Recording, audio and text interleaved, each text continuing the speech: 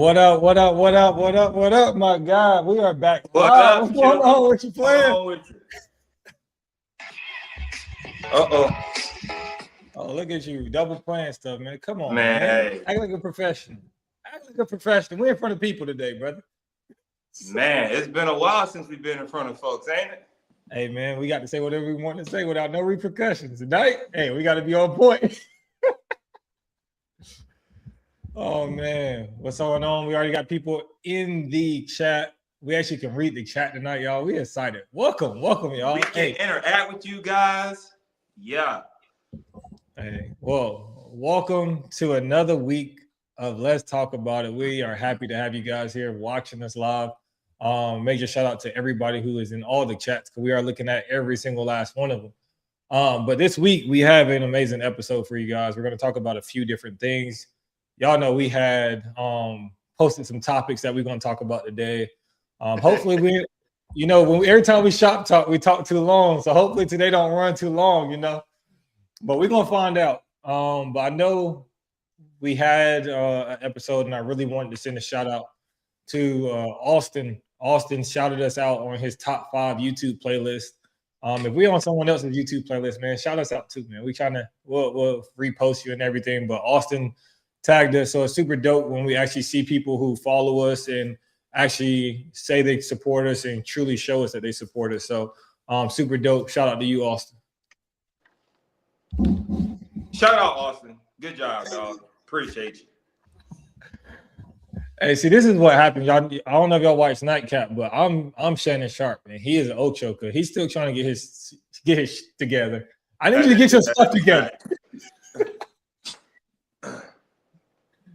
Hey, but welcome back, man. As you know, I had some stuff I wanted to talk to you about, Jamal. You disappeared for us for a little while, man. What's been going on with you?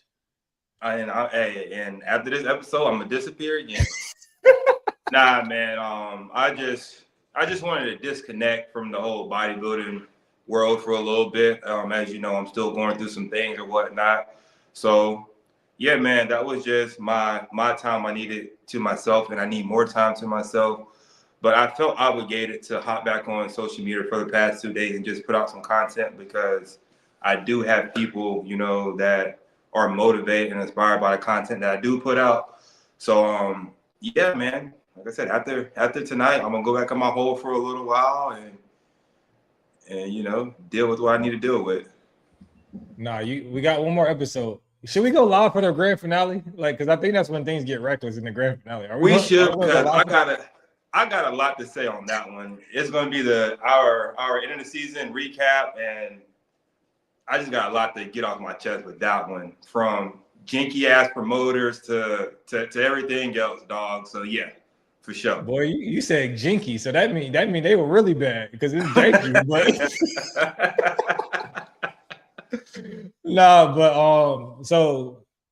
But we haven't had an episode since you completed your last 2 shows.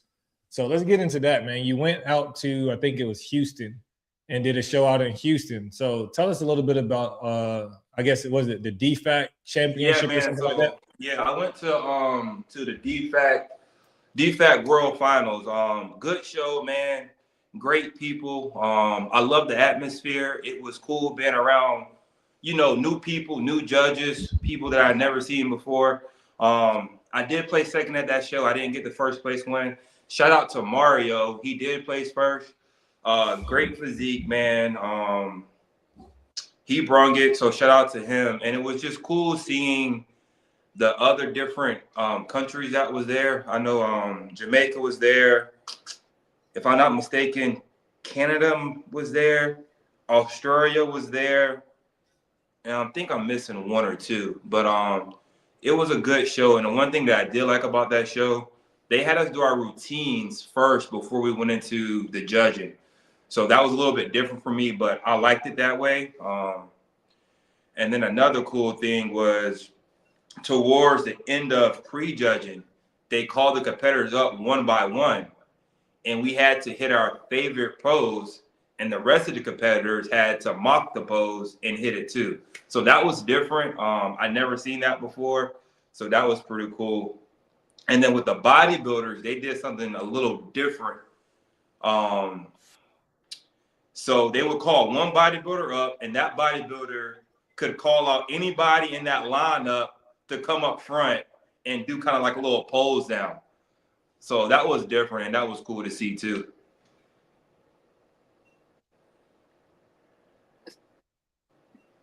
I'm reading comments, though. I was like, dang, like you just dropped off. So no, I'm reading comments. Now let's get messy. So if there was someone you had to call out for a specific pose, who would that person be and what pose you hit? You asking me that, or somebody said that in the chat? No, I'm asking you. Like, it's me and you right here. What we talking about? Oh. If I had to call out anybody, like, yeah. You can't say me. Nah, I wouldn't. Me personally, I wouldn't do that, because when you call out somebody in your head, you're already thinking you can beat that person. That's why you're calling them out. So yeah. I wouldn't do nobody like that, man. All right, so we ain't gonna do it right here, but if it was part of the show, you would have to do it. So I'm gonna just let you slide. Like, we ain't gonna get messy. Obviously, if it was during showtime, I would call out the weakest person. Like, I'm not gonna lie. That's fair.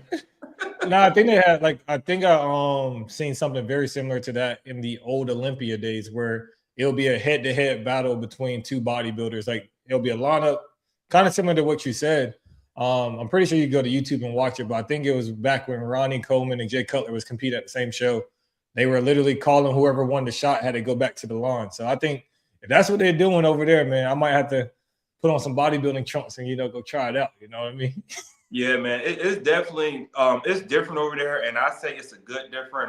Shout out to Todd, if I'm not mistaken. I think Todd is the president, and then Michael, which me and him were just having a conversation literally about an hour ago. Michael, I think he's the vice president of the Onyx organization. So yeah, man, if anybody want to try something different and you're not afraid of traveling, going out to Texas, man, they heavy over there. Okay. Let's see. All right. I got any questions? You got any questions over there? Nah. Somebody just commented. It says it's not the organization; it'd be the promoter that make the organization look bad. That's it. So what's our next thing on the docket? You listed them out. What's the next thing on the docket? Man, let's go ahead and recap the Queen City. You was there. You had a pro card winner, so let's talk about it, dog. Nah, but so as y'all know, I'm extremely biased. I come out and say it publicly. I am extremely biased for this show, just because I went pro at this show 8 years ago, and I actually been at this show every year since I went pro. I'm pretty sure I did everything at this show except expedite and head judge this show. Like, I helped just volunteer. I judged this show before. I've passed out trophies. I coached at this show. So it's just one of those shows that I just genuinely love as a person, not only just because of the show, but the people behind the show. Will Carter, shout out to Todd. Both of them run an amazing event every year, and it has grown every year. And I think this year was the biggest year they had. So just even with that being said, it just shows that when the right people are behind the show, it continues to grow. Everything was amazing from the way it was ran. I know they had a live stream. The crowd, the audience was packed out. Like, it was pretty crazy. And I kind of even I like when people play with different formats, because, sometimes when we do segments, people get up, leave, and then one category may be completely empty. You know what I mean? Like, they don't really get that same crowd or that same atmosphere as when they would if they went back-to-back divisions. So, like, what they did here was they did bodybuilding classic, men's physique debut, novice, so forth. So it kind of kept everybody in there. So therefore, it's like the whole auditorium is full for every overall.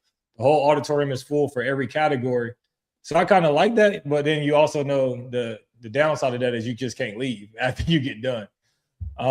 Everybody's kind of leaving at the same time. So, I mean, for an amateur show, I definitely feel like that's kind of dope. Even for a pro show, potentially, like if the pros are only going first in those 3 categories, you still get out of there at a decent hour. I think a few pro shows does that as well. But yeah, even the new backdrops they had, like I feel like those promoters that choose to continue to improve every year, whether it's a backdrop, whether it's something that they change up, whether it's the trophies, um, anything, you know what I mean? Just trying to improve every year and give that experience. But I'm gonna quit being biased now. So, but let's shout out the winners. So we had a few winners. I wrote down their names right here. I can't prepare tonight, bro. We ain't been prepared in a long time. But shout out to JT. I know him personally. He trains here locally. Personal trainer, bodybuilding.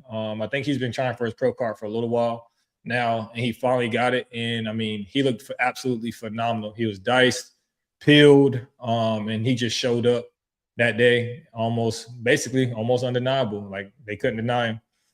Shout out to Desmond. He won men's physique. I think I saw the men's physique lineup. I think there were probably about 16, 17 guys. So pretty big lineup, really good guys in that lineup. So him pulling that out, no small feat. For some reason, these December shows be heavy too, bro. Like competition be in these December shows. I used to think that people just stop right before those November and December shows. I know I do. But for people to, compete past those holidays, man, that's super dope. Shout out to, I'm going to butcher your name. I apologize in advance. Maglena. She did Battle of Unrivaled, and I think you shot one of her videos at Battle of Unrivaled. But she won wellness. She looked phenomenal as well.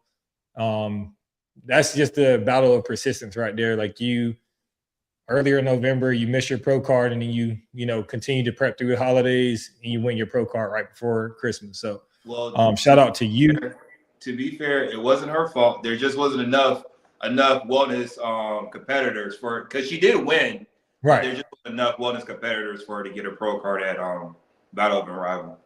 Well, good correction because I didn't know that. My bad.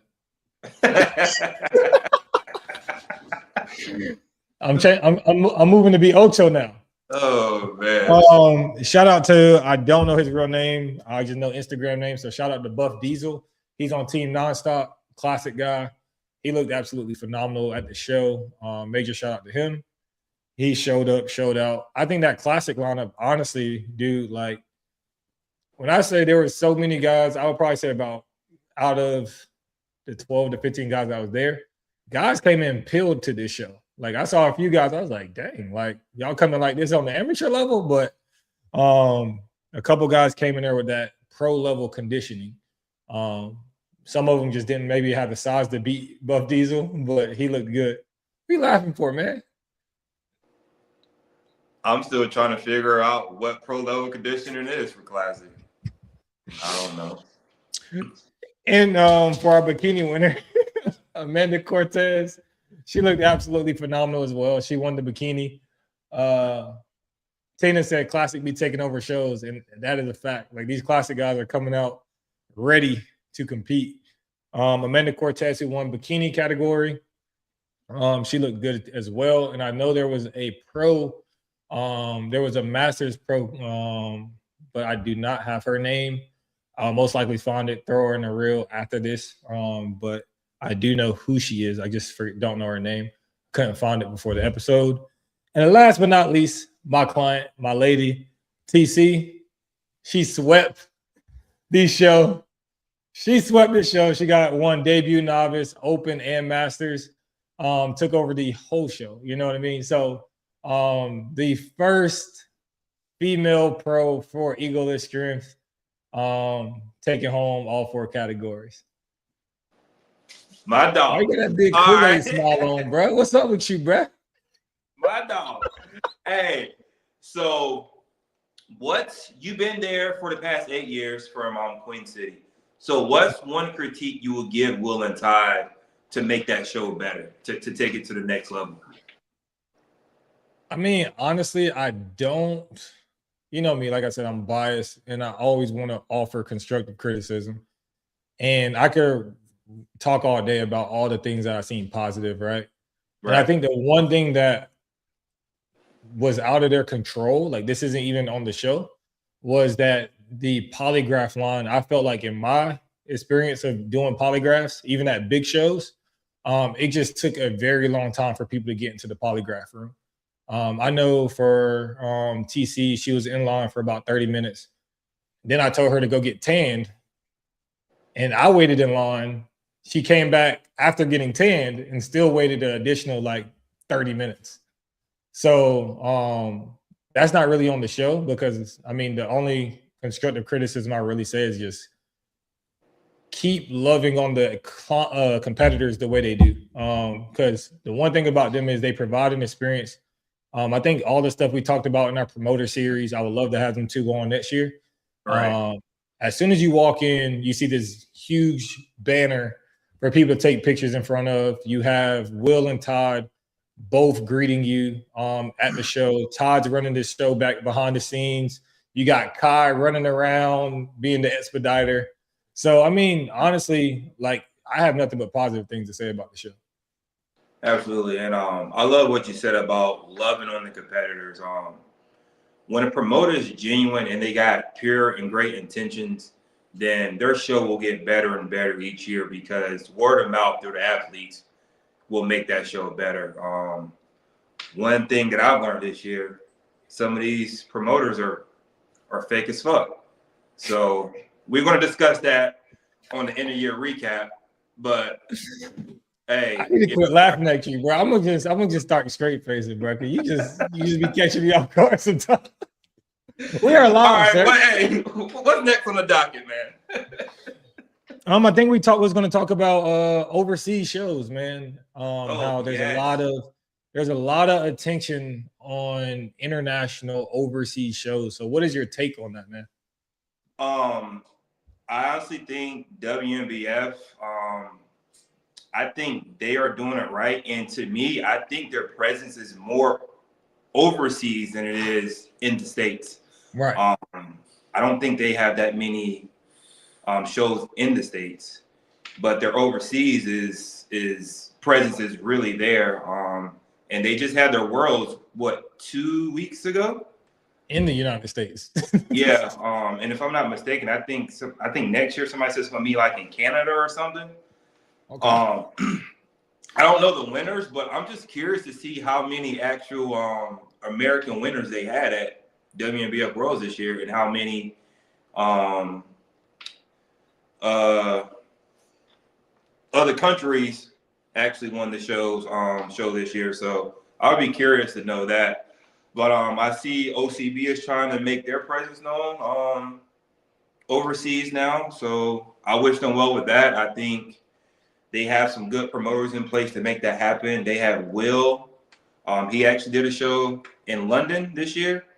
Great Britain, and then you got Jennifer, who's going to France next year. Right.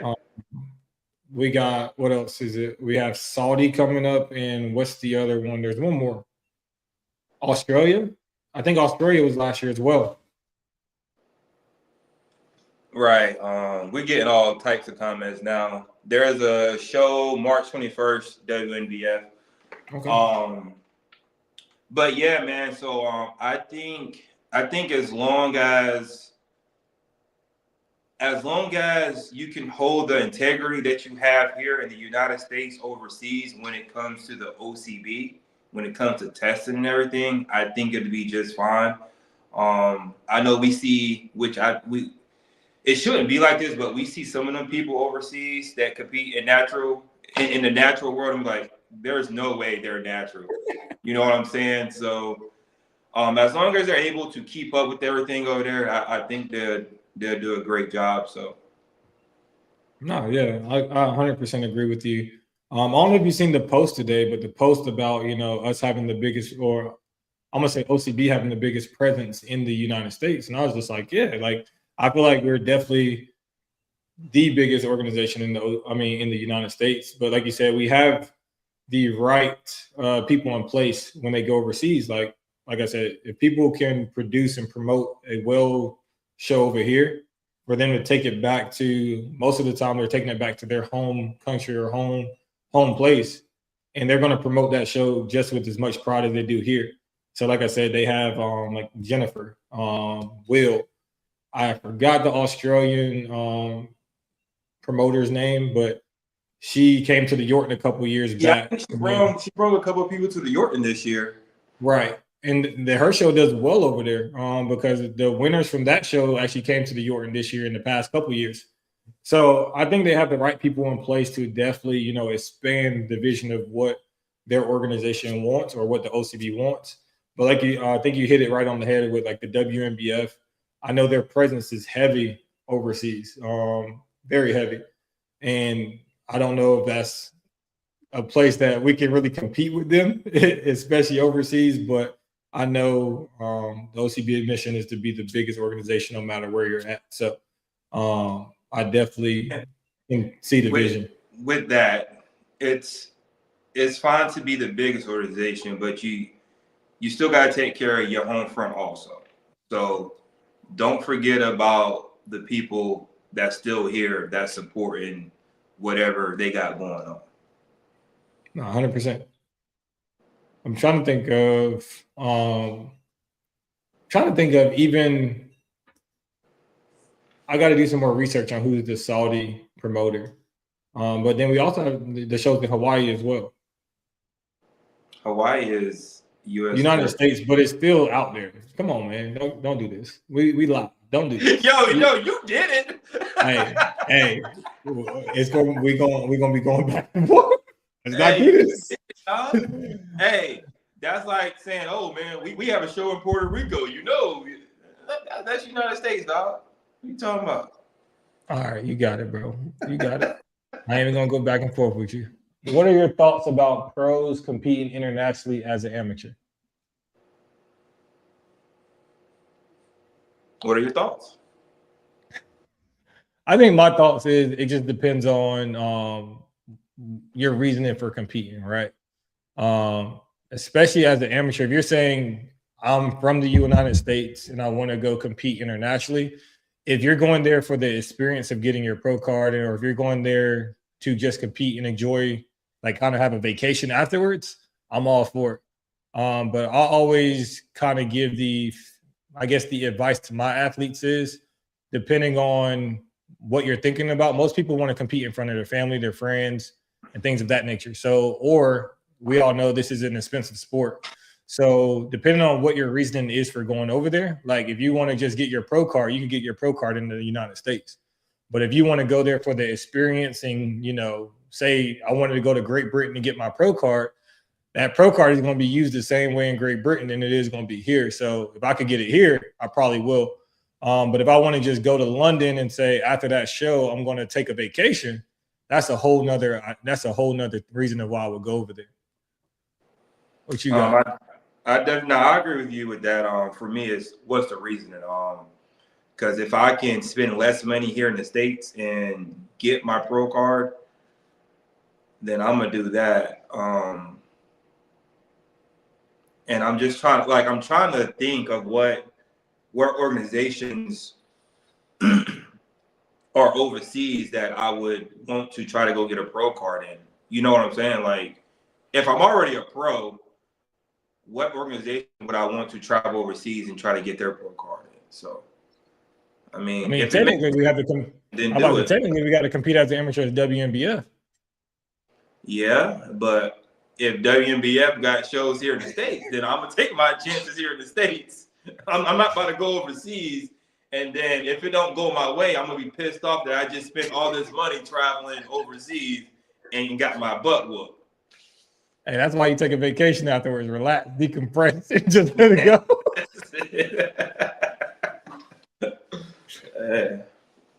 I wonder what other questions we got. If y'all have any more questions, or if y'all in the chat, please drop some questions.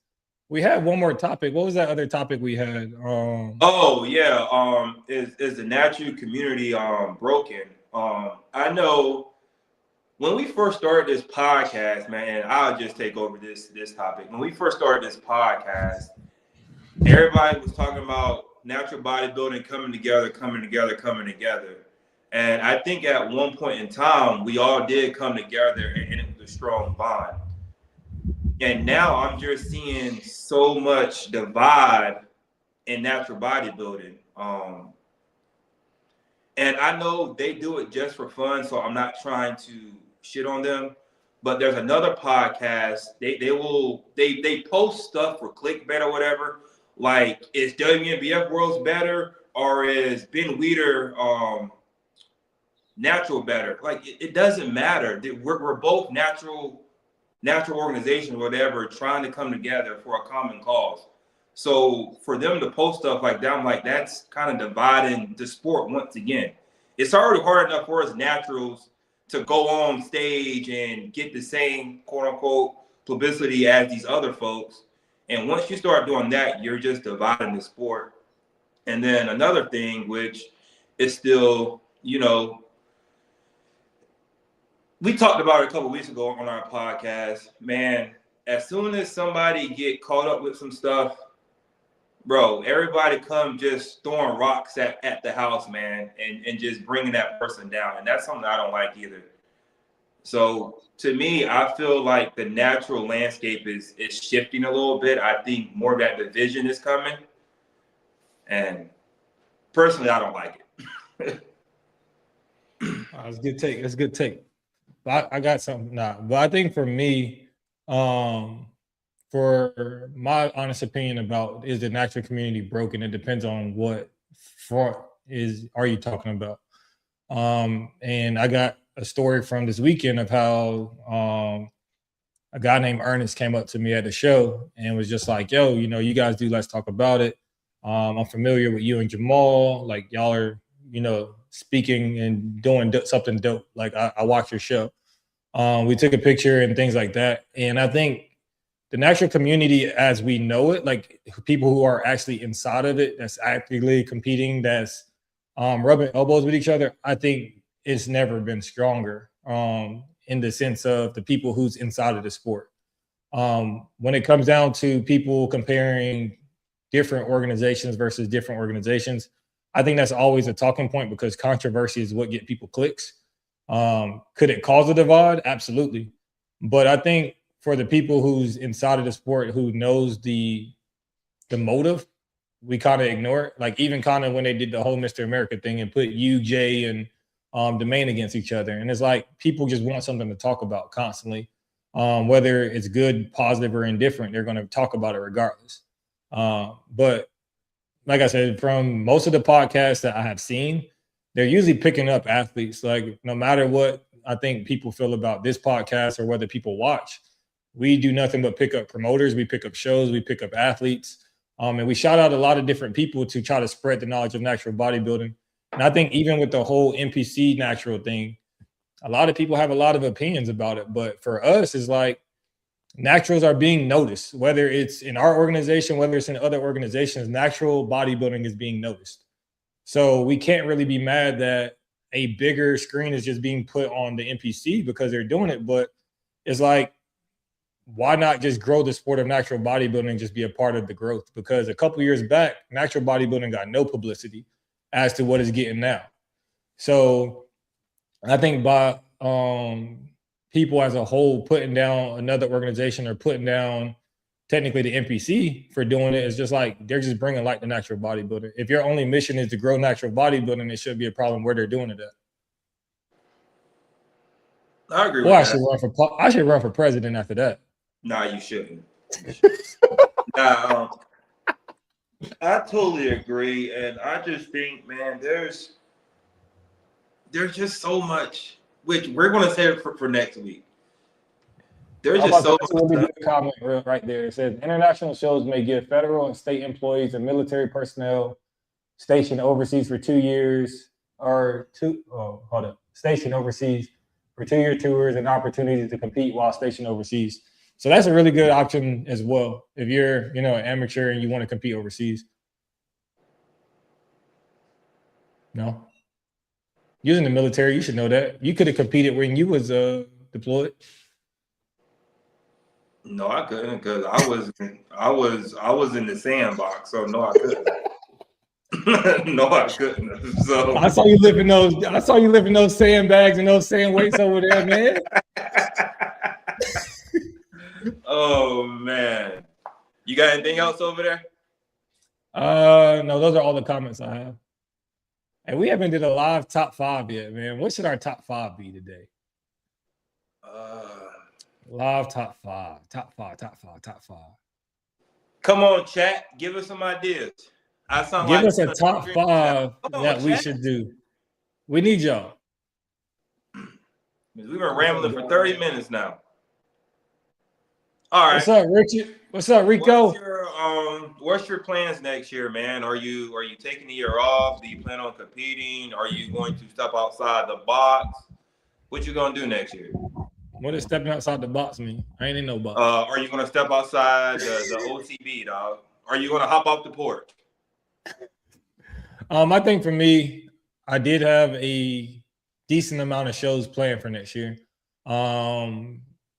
I don't think I'm going to follow through with that. I'm going to reassess my list just because of different business ventures I would like to take, especially having the team growing. Right. I have a lot of athletes and some new athletes that I plan on joining soon. So therefore, I will be kind of focusing more on coaching, but still hopping off the porch and still kind of trying to submit a few things next year. Tina did say Eric Go Classic. That was on my list for next year. So I think I was going to do a show where I could do Classic and Men's Physique. So, of course, that will have to be outside of the OCB because I would want to do those in the same show, not separate shows. But, yeah, I think my main goal is next year is the main plan is to rack up and get my athletes in the best position they can be just to be successful next year. So, whenever I find time to compete inside of that, that's just what's going to happen. But I think the priority is going to be them first and then myself second. Look at that. We call that selfless service in the military. Good job. Thank you. So what's your plan, sir? Man, I'm gonna just go where the wind blows me. Honestly, I don't have no set shows set for next year. I think the last couple of years, I gave so many people so much of my time. I'm not doing that next year. I'm only going to rock out with the people that I know that's genuine. As far as promoters, help them out if they need my help, as far as judging or the case may be. And that's a select few, to be honest with you.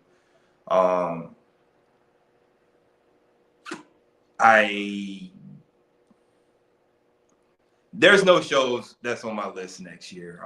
So we'll see if that changes. And if so, I think I'm gonna go a different route. Oh, that boy about to shoot up. Don't tell nobody. Damn. Hey, we got a few top 5. So let's go ahead. We're gonna try to knock them out as fast as possible. Top 5 favorite gym shoes. Well, I wear the same shoes to the gym every day. Yeah, bro. I came in. Yeah. All right, let's do it though. I'm still gonna go. Top 5 favorite gym shoes. Let's go. No, bro, because I don't wear different shoes to the gym. So you ain't gonna just lie? Just lie. No, I'm not, dog. Nobody will know. Just lie. I ain't about to lie to these folks. Top 5 cookies or desserts. I can get Julia, down you know, with top 5 Julia, cookies, you know what you're doing now. Come on. Hey, I can get down with top 5 cookies now. All right, let's do it. Top 5 cookies, desserts. That'll be it. So what we got? You go first. Man, I'm gonna keep it simple first. Chocolate chip. Subway cookies. You said chocolate chip? Oh, I thought you were gonna name the brand. Oh man. I gotta take banana pudding away from you. So I know you can't say banana pudding. So banana pudding. Banana pudding. Gotta be first. I love me a good Cinnabon, dog. Touche. Y'all know I talked about it so many episodes, but them 7-Eleven cookies, man. Y'all, I can't let those slide by. 7-Eleven cookies. Oh, you got some? Hey, these things are fire. I ain't gonna lie. And thank you, Julian, for talking about Oreos. Hey, these things right here, these blueberry pies. Oh my God. So this is third for me. I can't even cap. This Thanksgiving, my mom made sweet potato pie, but she put cheesecake in it. So it was sweet potato pie cheesecake. And it was fire. Okay. That's 3. Okay. My 4th one would be, man, I keep it simple for us Southern folks, man. I got to go with the Bo-Berry biscuit, dog. All right, I got. Hold on. Somebody said they hold cabinet full of Oreos. Jesus, who that? Oh, Rico. Hey, send me some. I'll send you my address once we get off of here. Rico Just send actually me- showed me his stash, bro. He do got a lot of Oreos. I said, yo, this is crazy. So then I think my four, I'm gonna keep it real Southern because you gotta have an apple pie. And I'm talking about like the Checkers apple pie with the cinnamon and the sugar on the outside of it that comes fresh out the grease. Okay. Yeah. I don't know if I want to say this last one or not, dog. I don't know if I want to say it, bro. I'm waiting. Good walk, dog. Every night, bro. What?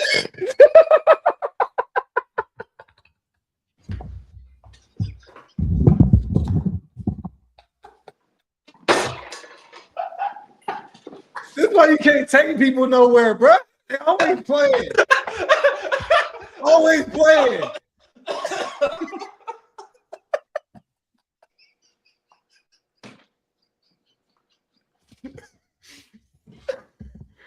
Jesus.